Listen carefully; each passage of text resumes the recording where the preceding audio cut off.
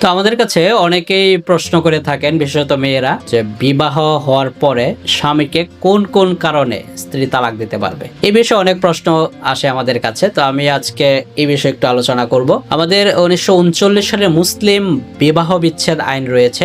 এই আইনে স্ত্রী 9টি কারণের যে কোনো এক বা একাধিক কারণ যদি ঘটে থাকে তার সাথে, তাহলে তিনি স্বামীকে ডিভোর্স দিতে পারবেন বা তালাক দিতে পারবেন, অথবা তার বিবাহ বিচ্ছেদটি করতে পারবেন। এর মধ্যে প্রথমেই হয়েছে 4 বছরের অধিক সময় স্বামী যদি নিরুদ্দেশ থাকেন অথবা যোগাযোগ বিচ্ছিন্ন থাকেন, তাহলে তাকে তালাক দিতে পারবেন স্ত্রী। যদি 2 বছর যাবৎ স্ত্রীর ভরণ পোষণ দিতে স্বামী ব্যর্থ হয়, তাহলে সেই স্বামীকে স্ত্রী তালাক দিতে পারবেন। যদি স্বামী 1961 সালের মুসলিম পারিবারিক আইনের বিধান অনুযায়ী স্ত্রী তার অনুমতি ছাড়া অতিরিক্ত স্ত্রী গ্রহণ করেন, তাহলে তিনি স্বামীকে ডিভোর্স দিতে পারবেন। 4 নম্বর হচ্ছে 7 বছর বা তার বেশি সময় স্বামী যদি কারাদণ্ডাদেশ প্রাপ্ত হন বা জেলখানায় অবস্থান করেন, তাহলে স্ত্রী তার স্বামীকে তালাক দিতে পারবেন। 3 বছর ধরে কোনো যুক্তিসঙ্গত কারণ ছাড়া স্বামী তার দাম্পত্য দায়িত্ব পালনে ব্যর্থ হলে সেই স্ত্রী তার স্বামীকে তালাক দিতে পারবেন। এছাড়াও স্বামী বিয়ের সময় যদি পুরুষত্বহীন থাকে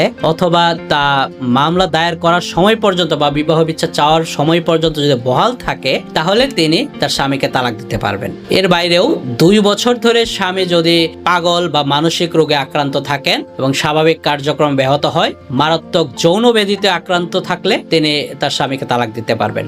এর বাইরেও নাবালিকা অবস্থায় স্ত্রীর সঙ্গে বিয়ে হয়ে থাকলে, অর্থাৎ 18 বছরের নিচে যদি বিয়ে হয়ে থাকে যে স্ত্রী, সেই স্ত্রী সাবালক হওয়ার পর তিনি বিয়ে অস্বীকার করতে পারেন। কিন্তু এই ক্ষেত্রে একটি শর্ত রয়েছে, স্বামীর সঙ্গে যৌন সম্পর্ক স্থাপিত হয়ে থাকলে এইরকম ভাবে তালাক দেওয়ার সুযোগ তিনি পাবেন না। তো মূলত এই 9 কারণ যদি ঘটে থাকে কারো সংসারে, তাহলে সেই স্ত্রী তার স্বামীকে তালাক দিতে পারবে। তো পারিবারিক কলহ নিরোধ কল্পে অথবা সুখী দাম্পত্য জীবন যদি রাখতে চান, তাহলে আসলে এই ধরনের পারিবারিক আইন গুলো কিন্তু সবার জানা উচিত। তাহলে হয়তোবা নিজেদেরও কাজে লাগবে, নিজেদের আত্মীয় স্বজন যারা সমস্যার সম্মুখীন হচ্ছেন তাদেরকেও এই আইনগুলো জেনে থাকলে তাদেরকেও উপকারে লাগতে পারে।